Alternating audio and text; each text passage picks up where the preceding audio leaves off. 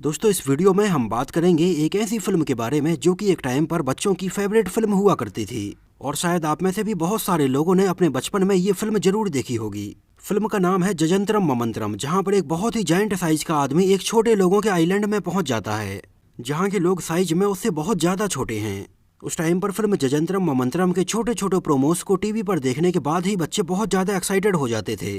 क्योंकि उस टाइम पर बच्चों के सोचने के लिए ये बहुत नई बात थी कि एक बहुत बड़ा आदमी अगर छोटे लोगों के आइलैंड में फंस जाता है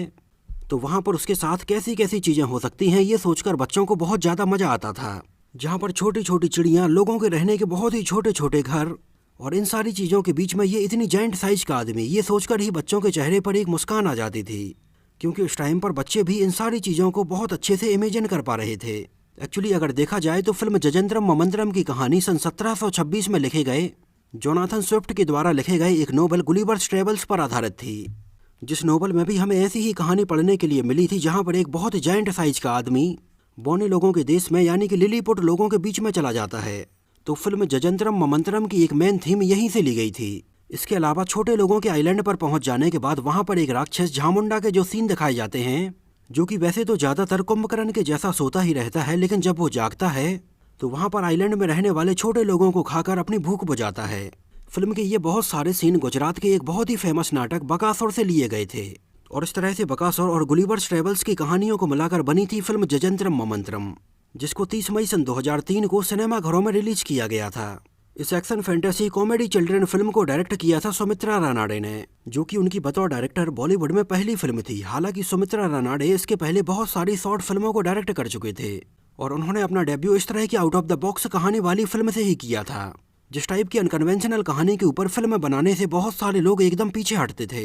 क्योंकि उस टाइम पर ज़्यादातर बॉलीवुड में केवल कमर्शियल फिल्में ही बना करती थीं। सुमित्रा रानाडे ने इस फिल्म के बाद आगे चलकर और भी अलग टाइप की कहानी के ऊपर फिल्में बनाई, जिनमें से उनकी कुछ फिल्में थीं अली बाबा और 41 चोर और अल्बर्ट पिंटो को गुस्सा क्यों आता है। हालांकि सुमित्रा रानाडे की कोई भी फिल्म उस टाइम पर बॉक्स ऑफिस पर कुछ खास कमाल नहीं दिखा पाई थी। फिल्म के लीड रोल में थे जावेद जाफरी, जिन्होंने आदित्य पंडित का किरदार निभाया था। इसके अलावा राक्षस झामुंडा का किरदार निभाया था जॉय फर्नांडिस ने, जीरन का किरदार निभाया था मानव कौल ने और गुलशन ग्रोवर जैसे एक्टर हमें चट्टान सिंह के किरदार में नजर आए थे। फिल्म को प्रोड्यूस किया था अरुणिमा रॉय ने, बेहतरीन सिनेमेटोग्राफी थी जोगेंद्र पांडा की और म्यूजिक था three brothers and a violin का। वैसे फिल्म के अंदर ज़्यादा म्यूजिक नहीं रखा गया था। पूरी फिल्म में केवल 2 गाने रखे गए थे, जिनमें से पहला गाना था गुमसुम और दूसरा गाना था मिल गए यारो अब हम, जिसको उदित नारायण ने गाया था। अब बात करें अगर फिल्म के बजट और बॉक्स ऑफिस कलेक्शन की, तो वैसे तो ये एक चिल्ड्रन फिल्म थी, लेकिन फिर भी फिल्म का बजट काफ़ी ज़्यादा रखा गया था, जहाँ पर फिल्म का ज़्यादातर बजट फिल्म के बहुत सारे स्पेशल इफेक्ट्स को क्रिएट करने में ही खर्च हुआ था। उस टाइम पर फिल्म का टोटल बजट लगभग 8.5 करोड़ रुपए रखा गया था, लेकिन ये फिल्म इंडिया में उस टाइम पर मात्र 3 करोड़ 65 लाख रुपए का ही कलेक्शन कर पाई थी। इसके अलावा वर्ल्ड वाइड में फिल्म ने लगभग 5 करोड़ 70 लाख रुपए का कलेक्शन किया था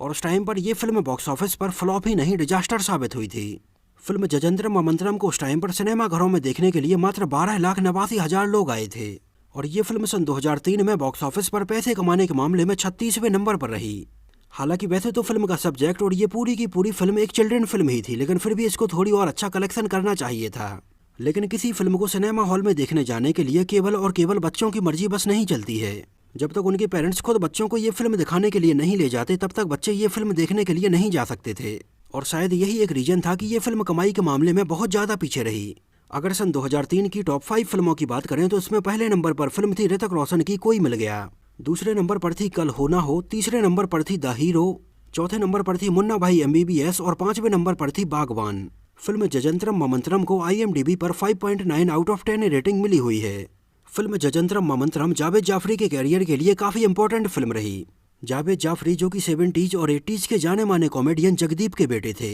जिन्हें ज़्यादातर लोग फिल्म शोले में सूरमा भोपाली का किरदार निभाने के बाद इसी नाम से जानते आ रहे हैं। उनके बेटे जावेद जाफरी हमें 90s से बहुत सारी फिल्मों में सपोर्टिंग रोल में नजर आते रहे हैं, लेकिन फिल्म जजंत्रम ममंत्रम में वो हमें पहली बार इतने बड़े लीड रोल में नजर आए। इसके अलावा हमें फिल्म जजंत्रम ममंत्रम में जीरन के किरदार में मानव कौल भी नजर आए थे,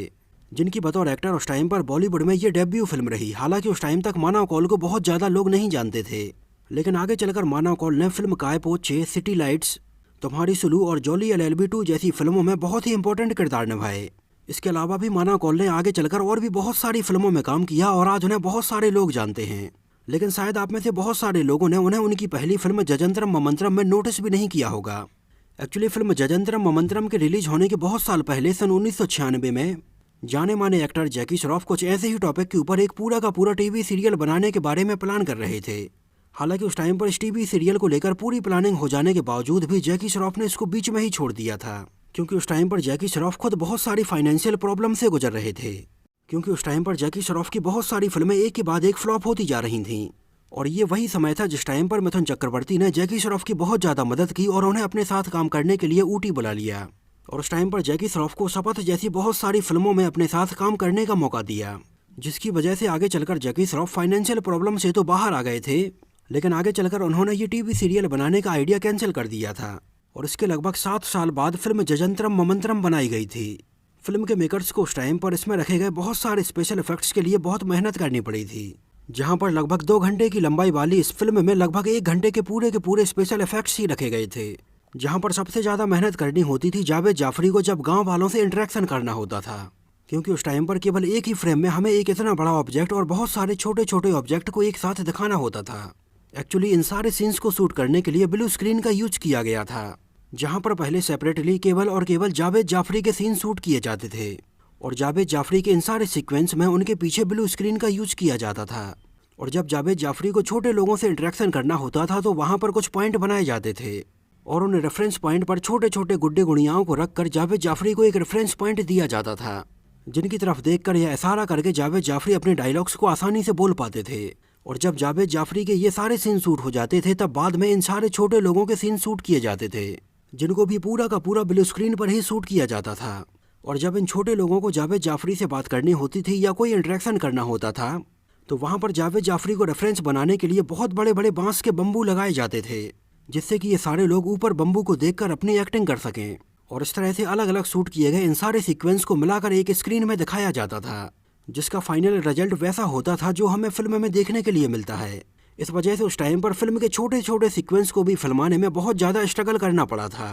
क्योंकि उस टाइम पर सामने कोई ना होते हुए भी फिल्म में काम करने वाले सारे एक्टर्स को बिल्कुल वैसी ही एक्टिंग करनी होती थी जैसे कि सचमुच उनके सामने कोई इतना बड़ा जायंट आदमी खड़ा है। और जावेद जाफरी को ऐसी एक्टिंग करनी होती थी जैसे रियल में उनके सामने इतने सारे छोटे छोटे लोग खड़े हैं, जो कि रियल में बिल्कुल भी नहीं था। पूरी फिल्म जजंतरम ममंतरम को लगभग 170 से भी ज़्यादा शिफ्ट में शूट किया गया था, जबकि अगर एक नॉर्मल फिल्म की बात करें तो एक फिल्म ज़्यादा से ज़्यादा 50 से 60 शिफ्ट में शूट हो जाती थी। फिल्म के टाइटल जजंतरम ममंतरम के अलावा बच्चों के अंदर और ज़्यादा क्यूरोसिटी बढ़ाने के लिए फिल्म के बहुत सारे poster land of the little people के नाम से भी रिलीज किए गए थे, जिससे कि बच्चों को ये पता चल सके कि फिल्म की कहानी एग्जैक्ट कैसी होने वाली है। फिल्म का एक सीन था जिसमें जावेद जाफरी समुद्र के किनारे लेटे होते हैं और गाँव वाले आकर उन्हें बांधने की कोशिश करते हैं। इस सीन को भी पहले बीच पर जावेद जाफरी के साथ ब्लू स्क्रीन पर फिल्माया गया था। इसके बाद सेम इसी सीन को छोटे लोगों के साथ फिल्माने के लिए समुद्र के किनारे बीच पर एक बहुत बड़े जायंट साइज के आदमी की आकृति बनाई गई थी, और सारे लोग उस आकृति को जावेद जाफरी की तरह मानकर ब्लू स्क्रीन पर ये सीन शूट कर रहे थे। और बाद में इन दोनों ही सीक्वेंस को मर्ज करके हमें दिखाया जाता है। एक्चुअली एक बड़े जायंट साइज के आदमी को बांधने वाला ठीक ऐसा ही सीन सन 1975 में आई बॉलीवुड फिल्म रानी और लाल परी में भी एज इट इज यूज किया गया था, जिसमें सीन को फिरोज खान के ऊपर फिल्माया जाता है। एक्चुअली फिल्म रानी और लाल परी के एक गाने में छोटे लोगों के साथ ये सारे सीक्वेंस रखे जाते हैं। उस टाइम पर सेम इसी गाने में रखे गए ऐसे बहुत सारे सीन हमें फिल्म जजंतरम ममंतरम में देखने के लिए मिले थे। मतलब आप सोच सकते हैं कि ये सारे सीन सन 1975 में फिरोज खान के साथ कैसे फिल्माए गए होंगे, जबकि उस टाइम पर तो कंप्यूटर इफेक्ट और टेक्नोलॉजी भी इतनी ज़्यादा नहीं थी। एक्चुअली अगर आपको याद हो तो एक सेम स्क्रीन में एक बड़ा आदमी और एक छोटे आदमी वाले सीन रामायण के एक एपिसोड में भी हमें देखने के लिए मिले थे। इस एपिसोड में रावण और कुंभकर्ण के बीच में ये संवाद होता है और कुंभकर्ण हमें इतनी बड़ी साइज का दिखाया जाता है और सेम स्क्रीन में रावण हमें इतनी छोटी साइज का दिखाया जाता है। एक्चुअली इन सीन को भी पहले अलग अलग शूट किया गया था और बाद में इनको मिक्स करके हमें ऐसा दिखाया जाता है। एक्चुअली इस टाइप के सीक्वेंस को शूट करने के लिए बहुत ज़्यादा दिमाग की और टेक्निकल चीज़ों की ज़रूरत होती है, क्योंकि अगर ऐसे सीन शूट करने में थोड़ी भी चीज़ें इधर उधर हुई तो ये पूरा का पूरा सीन खराब हो जाता है। इस वजह से पहले फिल्म के इन सारे सीक्वेंस को शूट करने के लिए इसकी प्रॉपर स्केच बुक तैयार की गई थी और बाद में इन्हीं सारे स्केचेस को फॉलो करते हुए ये सारे सीन शूट किए गए थे। और अगर बात करें फिल्म में दिखाए गए इन सारे बीचेस की, तो इन सारे सीक्वेंस को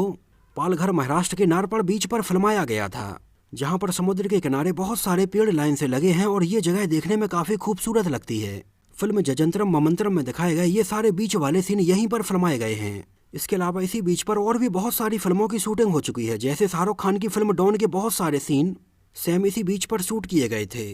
फिल्म में हमें झामुंडा के किरदार में जॉय फर्नांडिस नजर आए थे, जो कि इसके पहले बॉलीवुड की कुछ फिल्मों में बहुत ही छोटे छोटे गेस्ट अपीयरेंस निभा चुके थे और आगे चलकर भी उन्होंने फिल्म नो स्मोकिंग और 10 बदानियां जैसी फिल्मों में काम किया। लेकिन अफसोस कि उन्हें बॉलीवुड में कुछ खास नोटिस नहीं किया गया और आगे चलकर उन्होंने बॉलीवुड से दूरी बना ली। इसके अलावा गुलशन ग्रोवर, जो कि फिल्म में चट्टान सिंह का किरदार निभा रहे थे, जिनका किरदार और उनके डायलॉग्स फिल्म में काफ़ी अलग रखे गए थे। एक्चुअली सन 2003 में गुलशन ग्रोवर ने काफ़ी अलग तरह के किरदार निभाए थे। जैसे सन 2003 में ही आई वो हमें एक और फिल्म फंटूस में राजा बबूसा के किरदार में नजर आए थे। उस टाइम पर फिल्म जजंतरम ममंतरम जब रिलीज हुई तो फिल्म को क्रिटिक्स की तरफ से काफ़ी नेगेटिव रिव्यूज मिले, जहां पर बहुत सारे क्रिटिक्स का ये कहना था कि वो मानते हैं कि ये फिल्म बच्चों के लिए बनाई गई है,